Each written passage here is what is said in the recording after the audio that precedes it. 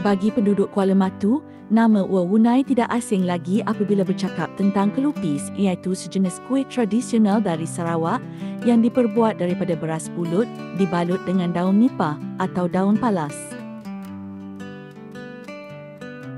Beliau merupakan antara pembuat kelupis yang cukup terkenal di kawasan tersebut. Keistimewaan kelupis Wawunai terletak pada bahan-bahan yang digunakan.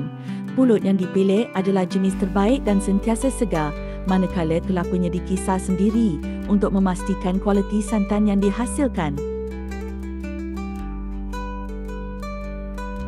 Tidak sekadar itu, dia juga masih mengekalkan resepi turun-temurun keluarganya sejak 40 tahun lalu.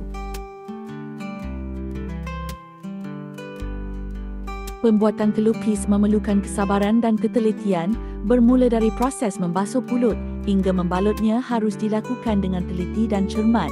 Menariknya, kelupis Wawunai tidak menggunakan minyak, sebaliknya santan segar yang dipilih khas supaya lebih berkhasiat. Memasak kelupis tidak boleh terburu-buru. Setiap balutan mesti rapi dan kukusnya mesti cukup lama. Bila sudah masak, rasanya lembut dan sedap dimakan.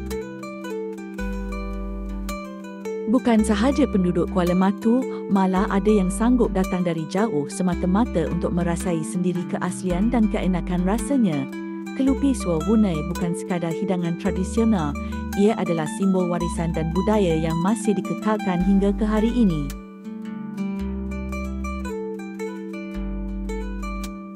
Tidak hairan setiap kali menjelang Lebaran, kelupis terus menjadi kegemaran ramai, menyatukan keluarga dan rakan-rakan sambil menikmati kelazatan hidangan tradisi ini. Jika anda berpeluang ke Kuala Matu menjelang Syawal, jangan lepaskan peluang untuk mencuba kuih kelupis Wawunai, sebuah pengalaman rasa yang pasti meninggalkan kenangan manis.